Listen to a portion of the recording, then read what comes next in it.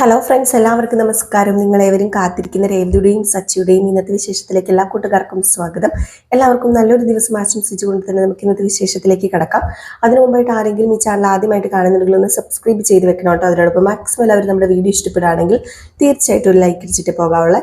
അപ്പോൾ നമുക്ക് നേരെ ഇന്നത്തെ വിശേഷത്തിലേക്ക് തന്നെ പോകാമല്ലോ. ഇപ്പോൾ തുടങ്ങുമ്പോൾ തന്നെ കാണിക്കുന്നത് നമ്മുടെ ശ്രുതിനെയും സുധീനെയാണ്. അങ്ങനെ നമ്മുടെ ശ്രുതി സത്യം പറഞ്ഞ നാണം കെട്ടു. സച്ചി നാണം കെടുത്തിയെന്ന് വേണമെങ്കിൽ പറയാം. നിനക്ക് വല്ല തേപ്പ് പണിക്കും പൊക്കൂടെ എന്നൊക്കെ ചോദിച്ചപ്പോഴത്തേക്കും ശ്രുതിക്ക് ഒട്ടും സഹിച്ചില്ല. റൂമിലേക്ക് കയറ്റിക്കൊണ്ട് വന്ന് ഇപ്പൊ തന്നെ ഇവിടെ നിന്ന് ഇറങ്ങണം, അതുമാത്രമല്ല കയറി വരുമ്പോൾ ഒരു ജോലിയായിട്ടേ ഇങ്ങോട്ടേക്ക് കയറി വരാവുള്ളൂ എന്ന് നമ്മുടെ ശ്രുതിയോട് ഓർഡർ ഇടുകയാണ്. ശ്രുതി പേടിച്ചു പോയി. ശ്രുതി ചോദിച്ചു, ഇത്ര പെട്ടെന്ന് എനിക്ക് എന്ത് ജോലി കിട്ടാനാ ശ്രുതി? അതൊന്നും എനിക്ക് അറിയേണ്ട ആവശ്യമില്ല. ഞാൻ നാണം കിട്ടും മടുത്തു. ശ്രുതിക്ക് നാണമില്ലായിരിക്കും, പക്ഷെ എനിക്ക് നാണമുണ്ട്. എനിക്കിനി ശ്രുതിക്ക് ജോലിയില്ല എന്നത് ആരുടെ നാവിൽ നിന്ന് കേൾക്കാൻ പറ്റില്ല, പ്രത്യേകിച്ച് സച്ചിയുടെ നാവിൽ നിന്ന്.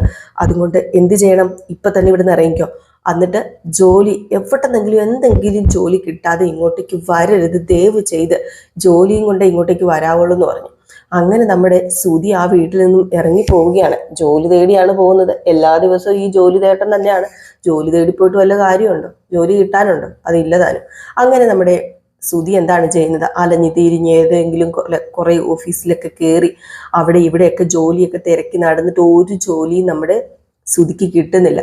അങ്ങനെ ശ്രുതി റോഡിലൂടെ ഇങ്ങനെ നടക്കുമ്പോൾ മനസ്സിൽ വിചാരിക്കുക, ഞാൻ ജോലി ഇല്ലാതെ ചെന്ന് കഴിഞ്ഞിട്ടുണ്ടെങ്കിൽ അത് ശ്രുതിക്ക് വിഷമാകും. അത് മാത്രമല്ല, ശ്രുതി ചിലപ്പോൾ എന്നെ ഇട്ടിട്ട് പോകും. അങ്ങനെ എന്നെ ഇട്ടിട്ട് പോയി കഴിഞ്ഞിട്ടുണ്ടെങ്കിൽ ശരിയാവില്ല, അതൊരിക്കലും ശരിയാവില്ല. അതുകൊണ്ട് എന്തെങ്കിലും ഒരു ജോലി ഒപ്പിച്ചേ പറ്റൂ എന്ന് പറഞ്ഞുകൊണ്ട് അപ്പോഴാണ് പെട്ടെന്ന് അവിടെ ഒരു ഹോട്ടൽ കണ്ടത്. ആ ഹോട്ടലിലേക്ക് കയറി ചെന്നതും ഈ നമ്മുടെ സുധീനെ കണ്ടതും അവർ ഫുഡ് കഴിക്കാൻ വന്നതെന്നൊക്കെ ഓർത്തത്. അപ്പോൾ എന്താ സാർ വേണ്ടതെന്നൊക്കെ ചോദിച്ചപ്പോഴത്തേക്കും അത് പിന്നെ എനിക്ക് വേറെ ഒന്നുമല്ല, എനിക്ക് ഒരു ജോലിയാണ് വേണ്ടതെന്ന് പറഞ്ഞു. ജോലിയോ?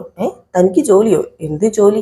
അത് പിന്നെ ഇവിടെ ജോലിയില്ലേ, ഹോട്ടലിൽ പലതരം ജോലിയില്ലേ, അതിൽ എന്തെങ്കിലും ഒരു ജോലി എനിക്ക് വേണം സാർ, പ്ലീസ് സാർ, ഞാനൊരു ജോലി അന്വേഷിച്ച് നടക്കുക എന്ന് പറഞ്ഞപ്പോഴത്തേക്കും, ഓഹോ, തന്നെ കണ്ടിട്ട് ജോലി അന്വേഷിച്ച് നടക്കുന്ന ലുക്കൊന്നും ഇല്ലല്ലോ. അല്ല, തന്നെ കണ്ടിട്ട് താനേതോ പഠിച്ച ആളാണെന്നോ അതുപോലെ തന്നെ താന് വലിയ വീട്ടിലാണെന്നൊക്കെയാണല്ലോ തോന്നുന്നത് കണ്ടിട്ട്. എന്താ താനോ ജോലി അന്വേഷിച്ചിറങ്ങിയത്? അത് പിന്നെ എനിക്ക് ജോലി ഇല്ല സാർ, അതുകൊണ്ടാണ് ഞാൻ ജോലി അന്വേഷിച്ചിറങ്ങിയത്. എൻ്റെ കുടുംബം പോറ്റണ്ടേ, അപ്പം അതുകൊണ്ട് ഇവിടെ എന്തെങ്കിലും ഒരു ജോലി എനിക്ക് വേണം. ഹോട്ടൽ ജോലി അറിയാലോ, ഇവിടെ പലതരം ജോലികളുണ്ട്. കിച്ചണിലെ ജോലി, പാത്രം കഴുകൽ, അതുപോലെ തന്നെ ക്ലീനിങ്, പിന്നെ സപ്ലയർ, പിന്നെ ലിസ്റ്റ് എടുക്കൽ, അങ്ങനെ പല ജോലികളുണ്ട്. ഇതില് ഏത് ജോലിയാണ് താൻ ചെയ്യുന്നത്? തനിക്ക് ഏത് ജോലി ചെയ്യാനാണ് ഇഷ്ടം? എന്ത് ജോലി ചെയ്യാനും ഞാൻ തയ്യാറാ. പിന്നെ ഈ ലിസ്റ്റ് എടുക്കുന്ന ജോലിയൊക്കെ ആണെങ്കിൽ കുറച്ചുകൂടെ നല്ലതായിരുന്നു, ഞാൻ ചെയ്തോളാം. അല്ല, താൻ എത്ര വരെ പഠിച്ചു? തന്നെ കണ്ടിട്ട് തനിക്ക് നല്ല വിദ്യാഭ്യാസം ഉള്ളതുപോലെ തോന്നുന്നുണ്ടല്ലോ. അയ്യോ, ഞാന് അപ്പോഴത്തേക്ക് പെട്ടെന്ന് നമ്മുടെ ശ്രുതി ഓർത്തു, ഇയാളിപ്പോൾ എന്തിനാ ഇതിങ്ങനെ ചോദിച്ചത്? അപ്പോൾ ചോദിക്കുകയാണ്, അതെന്താ സാർ ഞാൻ എത്ര വരെയാണ് പഠിച്ചതെന്ന് ചോദിച്ചത്? അത് വേറൊന്നും കൊണ്ടുമല്ല, ഇങ്ങനെ പലരും ജോലി അന്വേഷിച്ച് ഇവിടെ വരാറുണ്ട്. അവരൊക്കെ വലിയ പഠിപ്പുള്ളവരായിരിക്കും. എവിടെയും ജോലി കിട്ടാഞ്ഞിട്ട് ലാസ്റ്റ് തെണ്ടി തിരിഞ്ഞ് ഇവിടെ വന്ന് കയറും. എന്നിട്ട് എന്താ പറ്റുന്നത്? അവർക്ക് യാതൊരു എക്സ്പീരിയൻസും കാണത്തില്ല, ഈ ജോലിയോടിട്ട് ഇൻട്രസ്റ്റും കാണത്തില്ല. ലാസ്റ്റ് ഒരാഴ്ച വന്നിട്ട് ഇട്ടെറിഞ്ഞിട്ട് അങ്ങ് പോകും. അത് തന്നെ ഇവിടെ എന്നും നടക്കാറുള്ളത്. അതുകൊണ്ട് ചോദിച്ചതാ. അപ്പോൾ പെട്ടെന്ന് ശ്രുതി മനസ്സിൽ വിചാരിക്കുക, അയ്യോ പണി പാടുമല്ലോ, എനിക്ക് വേണ്ട പറയണ്ട, താൻ പഠിച്ചതാന്ന് പറയണ്ട. അത് പിന്നെ സാറേ, ഞാൻ 10ാം ക്ലാസ് വരെ പോയുള്ളൂ, 10ാം ക്ലാസ്സിൽ ഞാൻ തോറ്റുപോയി. ആണോ? എങ്കിൽ പിന്നെ തനിക്ക് ഞാൻ ജോലി തരാം. താൻ പറഞ്ഞ ജോലി തന്നെ, ലിസ്റ്റ് എടുക്കുന്ന ജോലി തന്നെ താൻ ഏറ്റെടുത്തോ. എങ്കിൽ പിന്നെ തനിക്ക് ജോലി ഞാൻ തന്നു എന്ന് കൂട്ടിക്കോളാൻ പറഞ്ഞപ്പോഴത്തേക്കും, എങ്കിൽ പിന്നെ സാർ ഞാൻ പോയിട്ട് നാളെ വരാം. നാളെ വരാനോ? ജോലി ഇപ്പം തനിക്ക് തന്നല്ലോ, എങ്കിൽ പിന്നെ ഇപ്പം തനിക്ക് ജോലിക്ക് കയറിക്കൂടെ? കറക്റ്റ് 10 മണിയാകുമ്പോൾ ജോലിക്ക് കയറിയാൽ 8 മണിയാകുമ്പോഴേ ഇറങ്ങാനായിട്ട് പറ്റുകയുള്ളൂ. അതൊക്കെ മനസ്സിൽ കരുതി വെച്ചോണം. അല്ലാതെ ഇടയ്ക്ക് ഫോണിൽ കുത്തിക്കൊണ്ടിരിക്കലോ, അല്ലെങ്കിൽ വീട്ടിൽ പോകണമെന്ന് പറഞ്ഞ് ഇടയ്ക്ക് പോകാനോ, ക്ഷീണമാണെന്ന് പറഞ്ഞ് ലീവ് എടുക്കാനോ, ഇതൊന്നും ഇവിടെ നടക്കില്ല. ഇല്ല സാർ, ഒരിക്കലും ഞാൻ അങ്ങനെയൊന്നും ചെയ്യില്ല. എനിക്കിപ്പോൾ ഒരു ജോലി ആവശ്യം, എനിക്ക് ജോലി മാത്രം മതി സാർ. എങ്കിൽ പിന്നെ താൻ പാടും, തൻ്റെ ജോലി തുടങ്ങിക്കോ എന്ന് പറഞ്ഞ് നമ്മുടെ ശ്രുതിനെ ജോലി ചെയ്യിക്കാൻ വേണ്ടി അയാൾ കൊണ്ടുപോവുകയാണ്. അങ്ങനെ നമ്മുടെ ശ്രുതി ഒരു ചെറിയ യൂണിഫോം ഒക്കെ ഇട്ട്, അവരുടെ ഒരു യൂണിഫോം ഒക്കെ ഉണ്ട്, അതൊക്കെ ഇട്ടിട്ട് ജോലി ചെയ്യാനും തുടങ്ങി കേട്ടോ. ഇതേ സമയം ആയിക്കോട്ടെ അങ്ങനെ നമ്മുടെ രേവതി കിച്ചണിൽ ഓരോ കാര്യങ്ങളൊക്കെ ചെയ്തുകൊണ്ട് ഇരിക്കുമ്പോഴത്തേക്കാണ് പെട്ടെന്ന് സച്ചി അങ്ങോട്ടേക്ക് വരുന്നത്. സച്ചി രേവതി എന്ന് വിളിച്ചുകൊണ്ട് വരികയാണ്. അപ്പം രേവതി അടുക്കള കിടന്ന് പണിയെന്ന് കണ്ടിട്ട്, നീ പൂക്കടയിലൊന്നും പോകുന്നില്ല, നീ എന്താ ഇവിടെ വന്ന് നിൽക്കുന്നത്? അത് പിന്നെ കുറച്ച് പണി കൂടെ ബാക്കിയുണ്ടായിരുന്നു, ആ സമയത്ത് ഞാൻ ഇങ്ങോട്ടേക്ക് വന്നു. ഇപ്പൊ കടയിൽ ആരും വരില്ല. അല്ല, കടയിൽ ആരും വരില്ല എന്ന് നിനക്ക് എങ്ങനെ അറിയാം? അല്ല, ഈ സമയത്ത് കടയിൽ ആരും വരാറില്ല. അങ്ങനെ ഇങ്ങനെ വന്നു കഴിഞ്ഞാൽ ഇവിടെ വീടെന്ന് അറിയാലോ, അവർ വന്ന് വിളിച്ചോളും. അരി അരച്ച് വെക്കാനൊക്കെ ഉണ്ടായിരുന്നു, അതൊക്കെ വെച്ച് കഴിഞ്ഞിട്ട് ഞാനങ്ങ് പൊക്കോളാം എന്നിങ്ങനെ പറയാണ്. അപ്പൊ ഇത് കേട്ടപ്പോഴത്തേക്ക് സച്ചി പറഞ്ഞു, എങ്കിൽ പിന്നെ എനിക്ക് ഓട്ടോ ഉണ്ട്, കുറച്ച് കഴിഞ്ഞിട്ടേ ഓട്ടോ ഉള്ളൂ. ഞാനൊരു കാര്യം ചെയ്യാം, കടയിൽ പോയിരിക്കാം.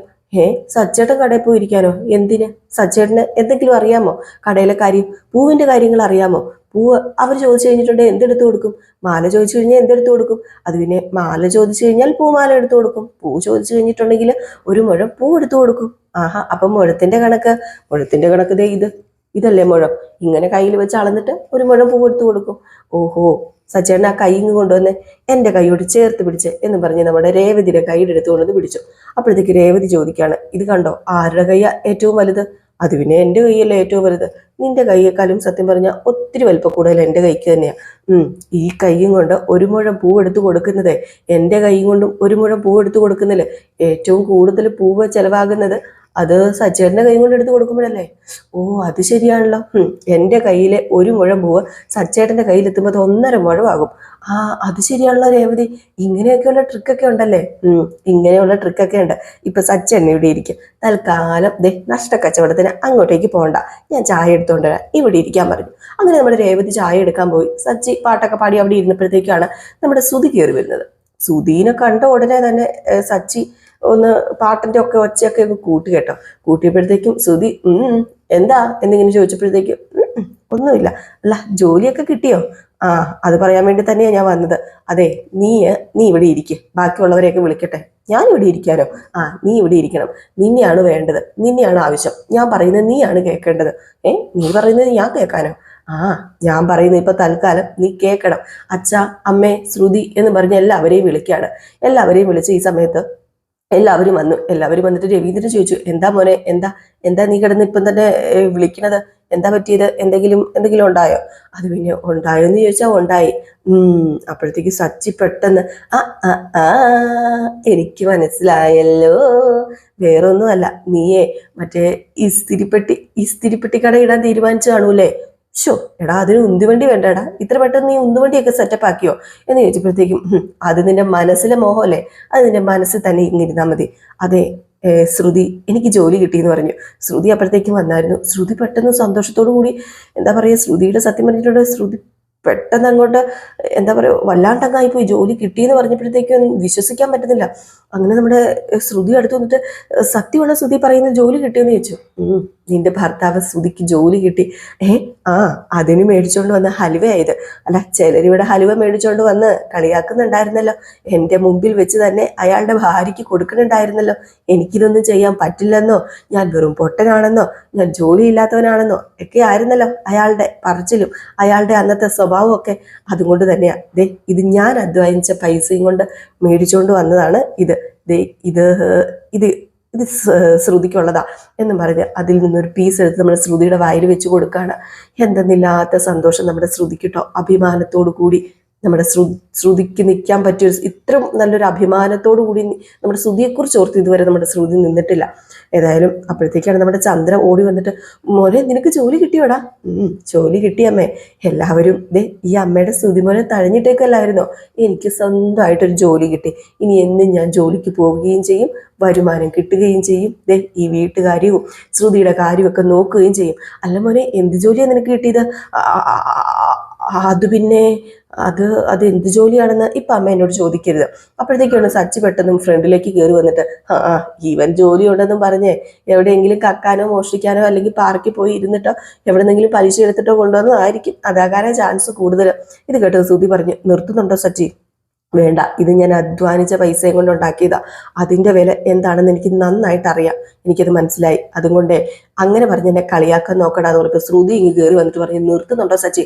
കുറേ ദിവസങ്ങളായി ഞാൻ കേൾക്കുന്നു, എൻ്റെ ഭർത്താവുണ്ടല്ലോ സ്വന്തമായിട്ട് ജോലി ചെയ്ത് കൊണ്ടുവന്ന ഹലുവയാ ഞാൻ കഴിക്കണത്, അതിൻ്റെ അഭിമാനം എനിക്കുണ്ട്. ഇനി ആരും എൻ്റെ ഭർത്താവിൻ്റെ മെക്കിട്ട് കയറാൻ വരികയോ എൻ്റെ ഭർത്താവിനെ ചോദ്യം ചെയ്യുകയോ ചെയ്യരുത്. ദേ ഈ നിൽക്കുന്ന എൻ്റെ ഭർത്താവിന് ഇപ്പം ജോലിയുണ്ട്, അതുകൊണ്ട് തന്നെ ഇനി ആരും ഇതിനെക്കുറിച്ചിവിടെ സംസാരിക്കേണ്ട എന്ന് പറഞ്ഞുകൊണ്ട് നമ്മുടെ സുധീനെ വിളിച്ചുകൊണ്ട് നേരെ അകത്തേക്ക് പോവുകയാണ്. അപ്പൊ ഇതിനിടയിൽ നമ്മുടെ ചന്ദ്രയ്ക്കും കൊടുത്തുട്ടോ ഹൽവ കഷ്ണം. അങ്ങനെ ചന്ദ്ര കഴിക്കുന്നു. ചന്ദ്ര കഴിച്ച ഇടയ്ക്ക് നമ്മുടെ ശ്രുതി പെട്ടെന്ന് കിട്ടിയ അവസരം പാഴാക്കില്ല. ശ്രുതി പറഞ്ഞു, ഈ ഒരു സന്തോഷ നിമിഷം നമ്മുടെ കുടുംബം മൊത്തമാണല്ലോ സന്തോഷിക്കേണ്ടത്. അപ്പൊ പിന്നെ ഒരു കാര്യം ചെയ്യുക, രേവതിക്ക് അങ്ങ് കൊടുക്ക് സുധി എന്ന് പറഞ്ഞു. രേവതി ഇത് കേട്ടിട്ട് രൂക്ഷമായി നോക്കി നിൽക്കുന്നു. അത് സുധീനെ രേവതിക്ക് ഇഷ്ടമല്ല. അപ്പൊ അതുകൊണ്ട് പെട്ടെന്ന് സച്ചി അതിന്റെ ഇടയ്ക്ക് കയറിട്ട് സച്ചി പറഞ്ഞു, നീ കൂടുതൽ രേവതിക്ക് കൊടുക്കുമൊന്നും വേണ്ട, കാരണം രേവതിക്ക് കൊടുക്കാൻ ഞാനിവിടെ ഉണ്ട്. അല്ല, നീ രേവതിക്ക് ആവശ്യത്തിലേറെ കൊടുത്തിട്ടുണ്ടല്ലോ സന്തോഷം, അന്ന് കല്യാണത്തിന് ഭയങ്കര സന്തോഷമാണല്ലോ നീ കൊടുത്തത്. അപ്പോഴത്തേക്കും നമ്മുടെ ചന്ദ്ര പറഞ്ഞു, നീ ഇപ്പൊ എന്തിനാ അതൊക്കെ എടുത്തിടുന്നത്? അതൊക്കെ എടുത്തിടേണ്ട കാര്യമായതുകൊണ്ടാണ് ഞാൻ അതൊക്കെ എടുത്തിട്ടത്. അതൊക്കെ പോട്ടെ, അല്ല ആ ഹലുവ ഇങ്ങതാ, നിങ്ങളുടെ സന്തോഷത്തിൽ ഞാനും പങ്കുചേരാം, അതിങ്ങ് തന്നേ എന്ന് പറഞ്ഞ് ഞാൻ ഹലുവ അങ്ങോട്ട് മേടിച്ച് മൊത്തം അങ്ങ് കഴിച്ചു തീർക്കുവാണ് കേട്ടോ.